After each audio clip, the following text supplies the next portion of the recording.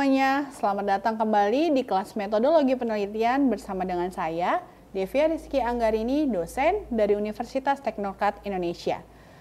Apa kabar hari ini? Semoga kita selalu dalam keadaan sehat dan semangat untuk materi pembelajaran hari ini. Materi pembelajaran kita pada hari ini yaitu pengukuran dan sampel. Adapun tujuan pembelajaran pada pagi hari ini, yang pertama, memahami definisi mengenai pengukuran. Yang kedua, memahami definisi dari operasi. Yang ketiga, memahami definisi dari skala. Yang keempat, memahami kriteria dari sampel. Yang kelima, memahami metode dari pengambilan sampel. Dan yang terakhir, memahami strategi pengumpulan data dan sumber-sumber data. Kita akan mulai dengan definisi pengukuran. Menurut Prof. Jogianto tahun 2018, pengukuran merupakan pemberian nilai properti dari sebuah objek. Objek merupakan suatu entitas yang akan kita teliti. Properti merupakan karakteristik dari objek. Properti dapat berupa fisik, psikologi, maupun properti sosial. Tujuan dari pengukuran menurut Prof. Kuncoro tahun 2020 yaitu menerjemahkan karakteristik data empirik ke dalam bentuk yang dapat dianalisis oleh kita selaku peneliti atau researcher. Pemberian angka terhadap sebuah data empiris berdasarkan sejumlah aturan atau prosedur tertentu itu disebut sebagai proses pengukuran. Sehingga bisa kita ambil kesimpulan, proses pengukuran merupakan pemberian angka terhadap data empiris yang didasarkan atas sejumlah aturan atau prosedur tertentu. Selanjutnya kita akan membahas mengenai proses pengukuran. Terdapat 6 langkah dalam kita melakukan proses pengukuran. Yang pertama, kita harus mengisolasi dari kejadian empiris. Setelah itu kita harus mengembangkan konsep kepentingan atau konsep of interest. Lalu kita harus bisa mendefinisikan konsep tersebut secara konstruktif atau operasional yang nantinya akan kita kembangkan ke dalam skala pengukuran. Yang kelima, kita akan mengevaluasi skala berdasarkan reliabilitas dan validitasnya, serta yang terakhir, kita akan menggunakan skala tersebut. Selanjutnya, kita akan membahas teknik pengukuran. Menurut Prof. Kuncoro tahun 2020, teknik pengukuran merupakan aturan atau prosedur yang digunakan untuk menjembatani apa yang ada di dunia konsep dengan apa yang ada di dunia nyata. Materi sebelumnya, kita sudah membahas mengenai penentuan hipotesis. Nah, hipotesis yang kita sudah tentukan itu akan kita uji. Bagaimana kita menguji sebuah hipotesis? Itu kan berdasarkan data yang sudah kita dapatkan. Data yang kita dapatkan itu harus melalui teknik pengukuran. Dalam teknik pengukuran ada yang namanya konstruk. Konstruk sama halnya dengan variabel dalam penelitian. Variabel dalam penelitian itu ada yang sudah bisa diukur, sehingga tidak diperlukan kuesioner. Akan tetapi ada juga yang belum dapat diukur, sehingga kita memerlukan kuesioner untuk membentuk konstruk-konstruk tersebut. Kuesioner itu biasanya berisi dengan banyak item yang akan kita jadikan sebagai pertanyaan-pertanyaan dalam kuesioner tersebut. Kuesioner tersebut akan kita tanyakan kepada responden penelitian kita. Beberapa konstruk itu dapat langsung dipecah sehingga kita bisa menentukan elemen-elemen yang dapat diukur. Namun ada juga konstruk yang tidak dapat dipecah dan harus melalui beberapa dimensi baru kita bisa menemukan elemen yang dapat diukur. Ingat ya, konstruk itu sama dengan variabel. Variabel ada yang bisa diukur dan ada yang belum bisa diukur. Yang bisa diukur bisa dilanjutkan ke pengujian selanjutnya. Akan tetapi yang belum bisa diukur itu memerlukan kuesioner untuk membentuk konstruknya. Selanjutnya, kita masuk ke dalam skala pengukuran. Setelah kita menentukan apakah konstruk kita bisa diukur atau tidak bisa diukur, ketika konstruk kita tidak bisa diukur, kita masuk ke dalam skala pengukuran. Skala pengukuran menurut Prof. Jogianto tahun 2018 itu mengemukakan bahwa alat yang digunakan untuk mengukur item-item kuesioner. Terdapat 4 macam tipe dasar dari skala. Yang pertama, nominal. Skala nominal bernilai klasifikasi. Contohnya, gender, laki-laki dan perempuan. Kemudian tingkat pendidikan, SD, SMP, SMA, seperti itu. Yang kedua yaitu skala ordinal. Skala ordinal bernilai klasifikasi dan order. Order di sini artinya ada urutannya. Misalnya pemberian nilai, kurang baik, sangat baik, cukup, seperti itu. Yang ketiga yaitu interval. Interval bernilai klasifikasi, order yang artinya ada urutannya dan juga jarak yang ada perbedaan nilainya. Misalnya skala Likert yaitu skala 1 sampai dengan 5. Skala interval banyak digunakan dalam skala yang digunakan untuk proses pengukuran kuesioner. Nah, yang terakhir ada yang namanya skala rasio. Skala rasio itu bernilai klasifikasi, order, distance atau jarak, dan mempunyai nilai yang awal, origin. Biasanya untuk unit waktu sebesar 10 menit mempunyai nilai awal 0. Rasio juga digunakan sebagai skala pengukuran untuk data-data keuangan. Misal, data profitabilitas, data likuiditas, atau data rentabilitas. Biasanya menggunakan skala rasio.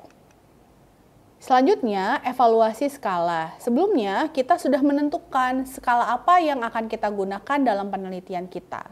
Skala yang sudah kita tentukan akan kita gunakan itu harus dievaluasi supaya data yang kita gunakan dalam skala tersebut itu bisa dilanjutkan untuk pengujian-pengujian yang selanjutnya.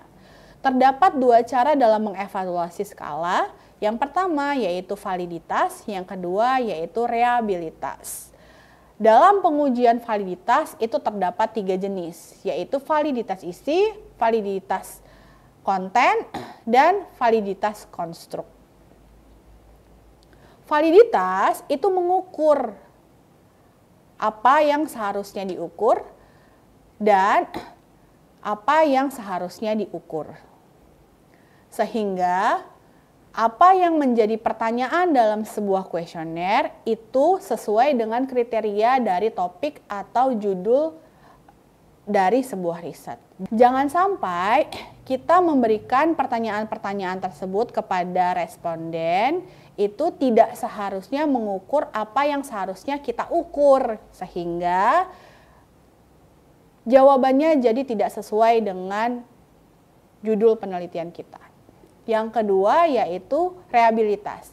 Reliabilitas di sini menunjukkan konsistensi atau stabilitas dari suatu skor atau skala pengukuran. Sebuah pengukuran yang tercermin dalam kuesioner itu harus lulus ya atau lolos dari uji reliabilitas sehingga nantinya bisa digunakan sebagai acuan bagi penelitian-penelitian selanjutnya. Kemudian kita lanjutkan dengan definisi sampel. Tadi kita sudah menentukan skala dari sebuah pengukuran. Nah, sekarang kita harus menentukan sampel apakah yang cocok bagi penelitian kita. Sampel merupakan suatu himpunan atau subset dari unit populasi.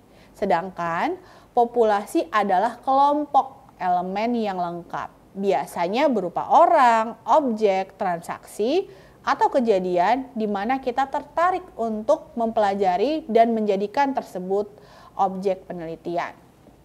Menurut Prof. Jogianto tahun 2020 mengemukakan bahwa sampel yang baik merupakan sampel yang akurat dan tepat. Sampel yang tidak akurat dan tidak tepat itu akan memberikan kesimpulan yang tidak kita harapkan atau yang dapat menghasilkan kesimpulan yang salah dan menyesatkan. Contoh nih, kita melakukan penelitian tentang keputusan konsumen. di mana kita memiliki variabel bebas, yaitu harga dan promosi, terhadap keputusan konsumen produk Z. Yang menjadi sampel dari penelitian kita adalah pelanggan atau konsumen yang sudah menggunakan produk Z. Jangan sampai orang yang tidak menggunakan produk Z itu menjadi sampel penelitian kita. Kalau hal itu sampai dengan terjadi, maka sampel yang kita lakukan menjadi tidak akurat dan tidak tepat. Sehingga nantinya kita juga akan membuat sebuah kesimpulan yang salah. Terdapat beberapa karakteristik dari sampel yang baik. Yang pertama, sampel yang baik itu memungkinkan kita selaku peneliti atau researcher untuk mengambil keputusan yang berhubungan dengan besarannya sampel untuk memperoleh jawaban yang kita kehendaki.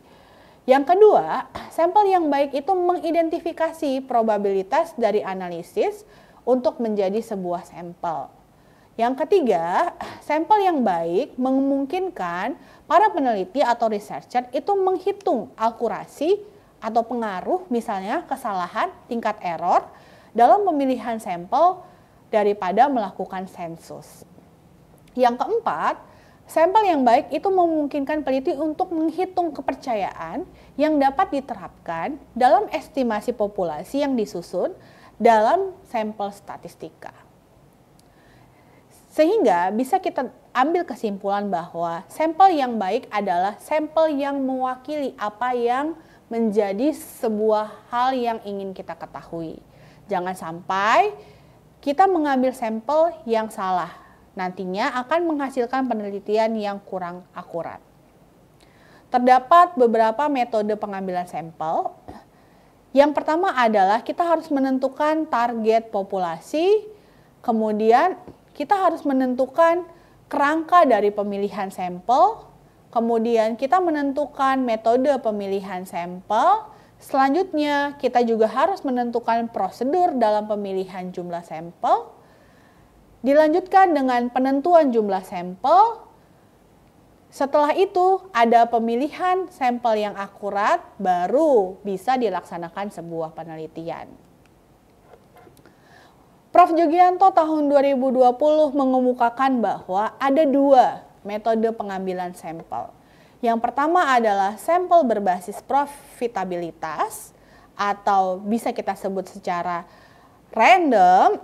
Yang kedua, pengambilan sampel berdasarkan non-probabilitas atau non-random. Metode pengambilan sampel berdasarkan probabilitas itu terdapat dua jenis. Yang pertama adalah random sederhana, yang kedua adalah random kompleks. Dalam pengambilan sampel secara random sederhana, semua orang berhak menjadi sampel. Namun, dalam metode pengambilan sampel secara kompleks, ada metode-metode tertentu, yaitu ada 4.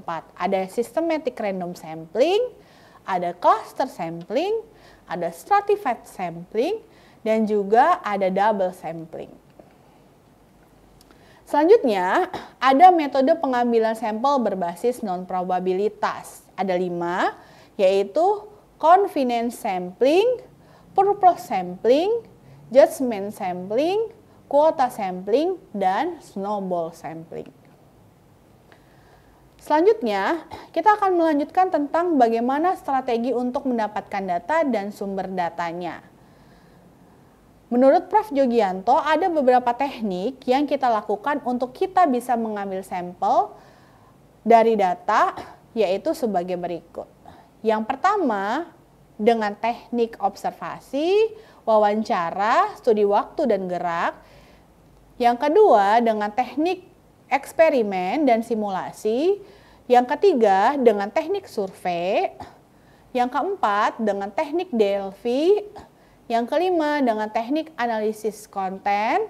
Yang keenam, dengan teknik pengambilan basis data. Dan yang ketujuh, dengan teknik model matematik. Oke, kita sampai pada kesimpulan materi kita pada hari ini, yaitu pengukuran merupakan proses pemberian nilai properti dari sebuah objek. Terdapat 6 langkah yang harus kita lakukan dalam proses pengukuran. Evaluasi dari pengukuran dilakukan melalui skala dalam pengujian validitas dan reliabilitas. Sampel merupakan sebuah himpunan dari bagian atau subset dari unit populasi. Sedangkan populasi merupakan kelompok elemen yang lengkap, yang biasanya berupa orang, objek, transaksi, atau kejadian di mana kita tertarik untuk mempelajari dan menjadikannya sebuah objek penelitian. Terdapat dua metode pengambilan sampel, yaitu pengambilan sampel berbasis probabilitas dan pengambilan sampel berbasis non-probabilitas. Saya rasa itu saja yang saya dapat sampaikan hari ini. Ada pertanyaan tentang topik kita? Berikan komentar di bawah ya. Jangan lupa like, share, dan subscribe. Terima kasih telah menonton. Sampai jumpa di pertemuan selanjutnya.